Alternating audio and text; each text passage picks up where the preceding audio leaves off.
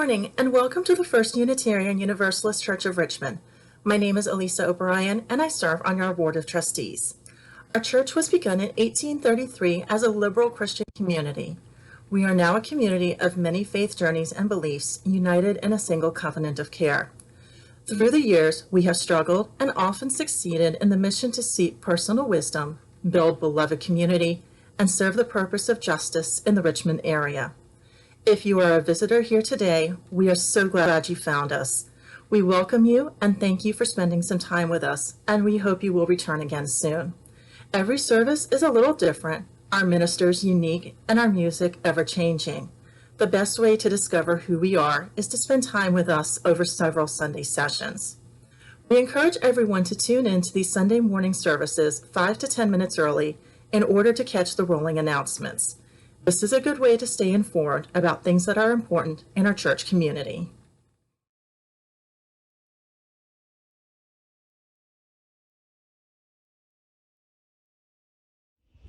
Good morning. I'm Leanne Luskin, and I am here with Lauren Levwood. We have been collecting water for part of our water communion service today. We are so grateful to everyone we got to see and chat with this morning and hear about your meaningful water. We also have some tags that we have created with love and as a blessing for our young people as we head back to school. There's a fun connection here that Lauren can tell you a little bit about. So we want to give gratitude to Helen Casera for creating these tags. And Helen is actually a fellow student from Star King that we both know, and the director of religious education at the UU Church of Tallahassee, where I just moved from. So thank you, Helen, for this inspiration. So for those of you who didn't have a chance to come by and collect one of these tags today, we will have a bin by the front courtyard door with a lid on it. You could please come by and get one so that your students can feel loved and cared for and blessed as they go back to school, whether that is in person, at home, virtual. They know they are loved and cared for by the First UU Church of Richmond. Thank you.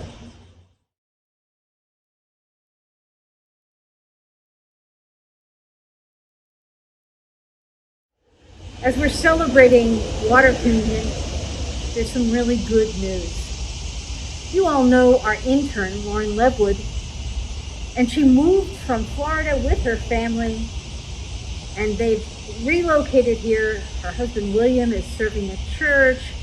Her daughter, Haya, is enrolled in Richmond Public Schools. She was working half-time as an intern, and now the great thing is she's going to be working full-time with us. And half of her time will be spent working with our faith formation program, our family ministry. She'll be working especially with the kids in 5th grade and younger. And you all know Leanne Luskin. L's are wild with this degree. Leanne has been a member for a long time, and she's a Star King student. So the wonderful thing is she will be our coordinator for our junior high, which is OWL and coming of age, and our youth programming. So that we're going to have strong leadership. We're going to have good folks who can adapt, which is a primary qualification these days. And our program will be strong. So we're hoping for all of you to reach out to them and support them. And parents will be meeting with you at the times you have received notice of. We've got a number of meetings, and if you haven't gotten a notice, just reach out to communications@richmonduu.org and we'll make sure to get you on the list. Thanks everyone, and best wishes to our new leaders.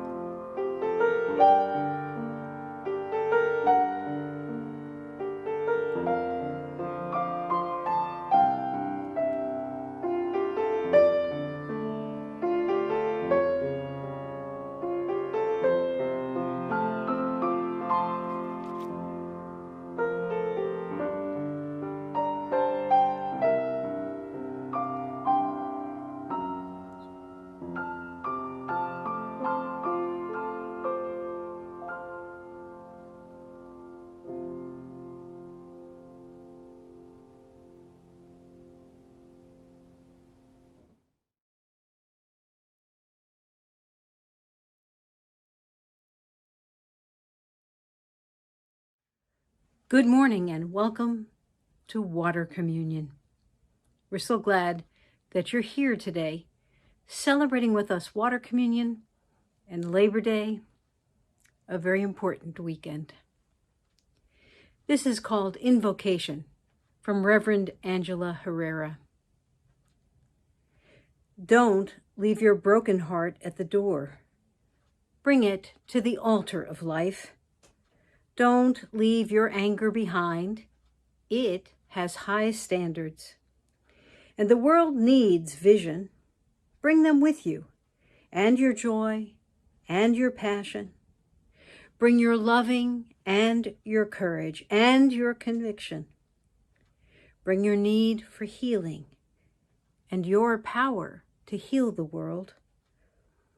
There is work to do, and you have all you need to do it, right here in this room.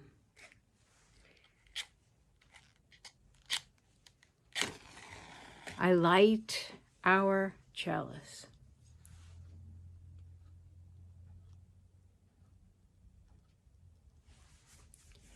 And I welcome us all today to celebrate Water Communion.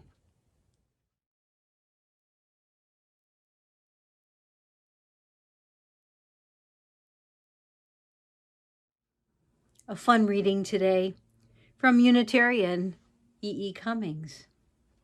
It's called Maggie and Millie and Molly and May. Maggie and Millie and Molly and May went down to the beach to play one day, and Maggie discovered a shell that sang so sweetly she couldn't remember her troubles. And Millie befriended a stranded star whose rays 5 languid fingers were. And Molly was chased by a horrible thing which raced sideways while blowing bubbles. And May came home with a smooth, round stone, as small as a world and as large as a lone.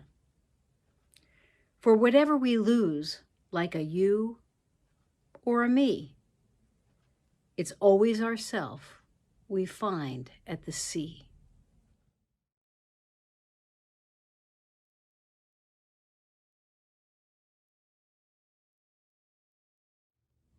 Share the Plate for the month of September is going to direct its funds in natural disaster relief to Haiti.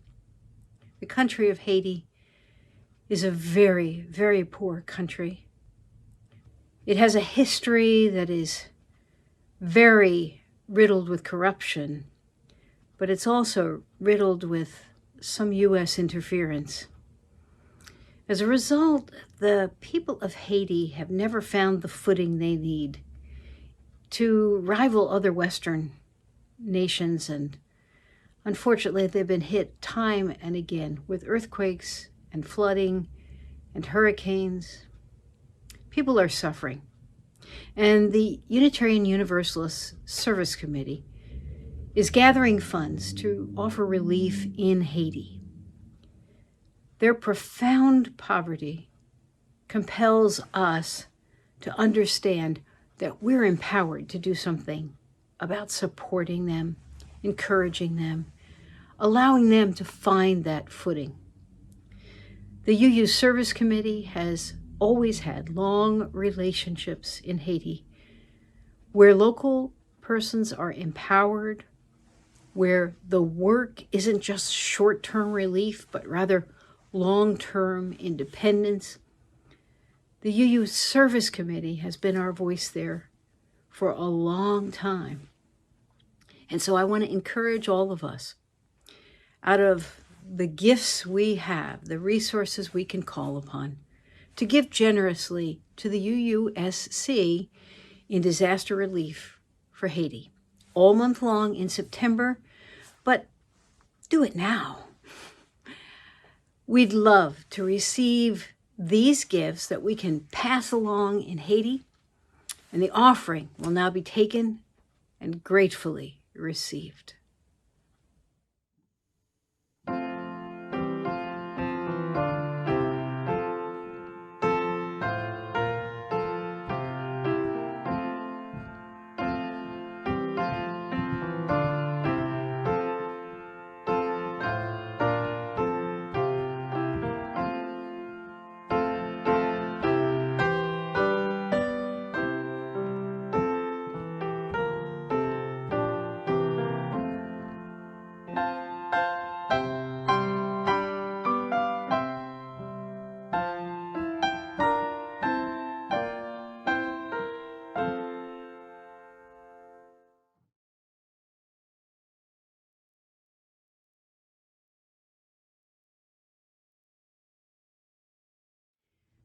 Every year on Labor Day for the past 15 years, we've gathered the waters. Water communion is a much beloved part of the annual church year, where people bring water from places that are important to them. There's been some bath water in there, some bird feeder and bird bath water in there, I know. There's been some ocean water, for sure, gathered from lots of different places, but some pre-ocean water in rivers, especially the James. People have contributed the water from their tap because their home is so special to them. Others have gathered water from fountains or locales or even the puddles in the backyard. Special places still, though humble in their gathering. Unitarian Universalists love water communion. If we were to do this together in person, which we cannot right now, but if we were, those of you who are new would discover how much people enjoy water communion. It is a sacred thing as families come forward, bringing their water, little kids pouring in little bits of water and then passing it to a brother or sister. It's pretty cool, and it also is an important thing because it reminds us of the very deep mutual nature. It reminds us, first of all, because water is everywhere, in you and me and everywhere else. And indeed, it tells the story of the universe. It goes through its cycles of existence. It never ceases to be, but it changes and commingles and lands across this globe. It is water that makes this planet uniquely different from others and allows us to sustain life. And now, as we worry greatly about the cumulative damage done over the Industrial Revolution time to Mother Earth, we ask, where has this water been? How far has it traveled? What is in this water? When we gather water for the water communion, what's in the water is our commitment to being a part of community. It is our contribution to a sense of belonging and a participation mutually with other people that says, yes, we're interdependent. And the truth of the matter is, it teaches us to be that. Because though many of us say we believe in the principles, that seventh one can kind of hang us up every now and again. The notion that we could be interdependent. Just say it this way: I can depend on you. You can depend on me.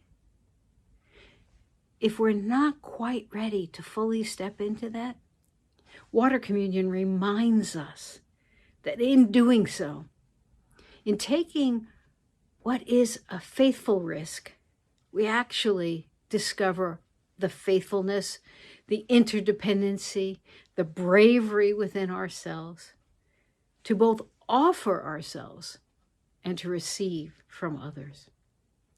All the water signifies that. And when the youngest members of our congregation bring the water in and contribute it, and then typically would accompany me out to the memorial garden, we would take the extra water and set it loose into the water table, into the water cycle, some of it evaporating as we toss it left and right across that sacred space where the remains of so many of our past members rest. And I tell the youngest members about some of the oldest members, and I tell a story about one or two, and they feel connected as well, and they recognize that though our normal sense of time has separated our lives, the truth of the matter is our spirit and our interdependence says time does not have the final word. It does not separate all of us. For those who have the remains of loved ones in that garden, the day the children go out and water the garden, is a pretty cool moment. So water communion is a favorite, but it also reminds us of what it is we aspire to be, aspire to do, and how we hope to live, fully aware of our interdependency with one another and with this planet that holds us so kindly. We, in turn, must act kindly toward it and toward one another. We must take the risks of placing ourselves into community, opening our hearts, and loving the example of Mother Earth as she reminds us that all of us find ourselves in the sea. May it be so.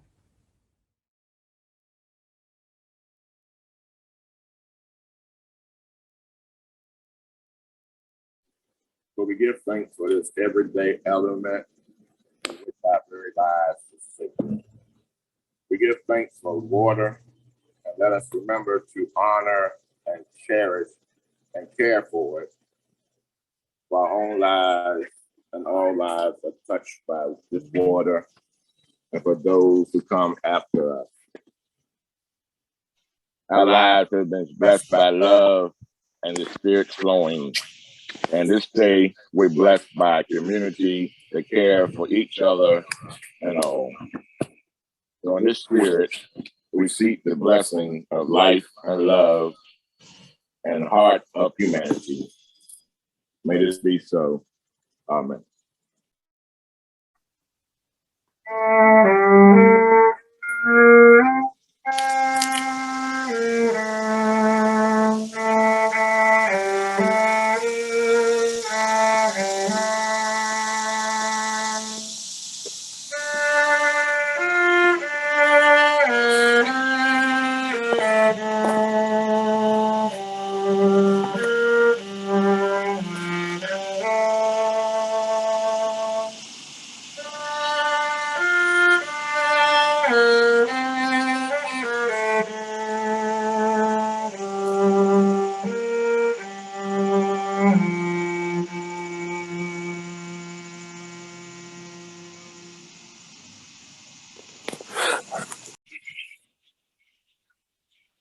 I hope you will pardon our live hiccups.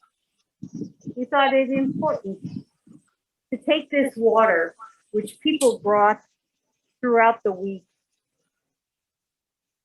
and to recognize that we are all blessed by this community.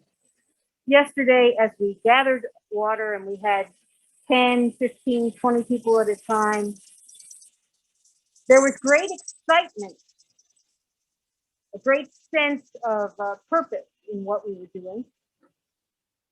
And so these waters are now gathered and made sacred by your presence, made sacred by our gathering.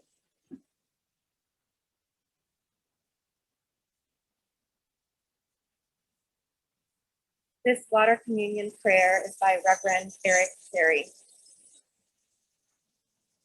Guided by love, secured by hope, and made courageous by faith, we gather together at a moment of gathering, both learning and teaching, welcoming the injured and the healing, ever justice seeking.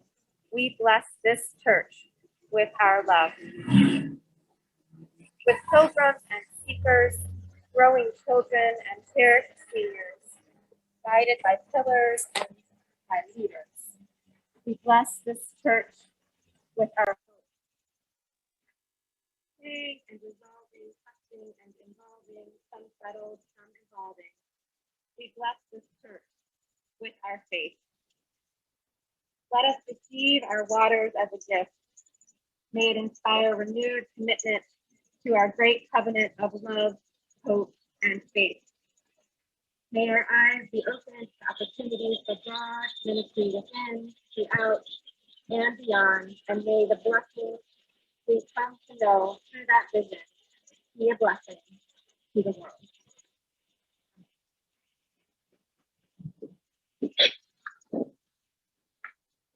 We're standing in this memorial garden, the sacred ground of the Powhatan people, a holy resting place and a lasting memorial to the life and love of members of this congregation who have gone to join our ancestors.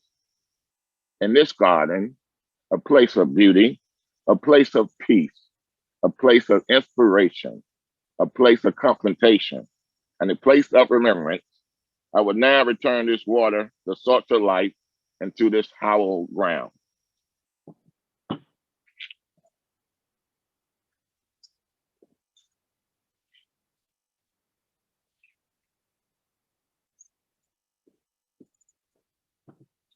No, not yet.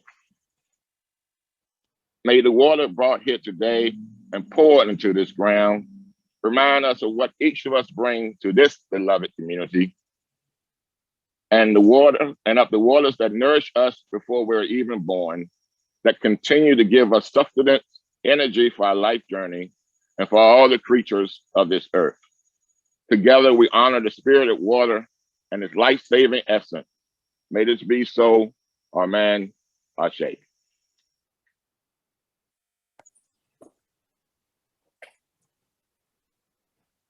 Let's go forth.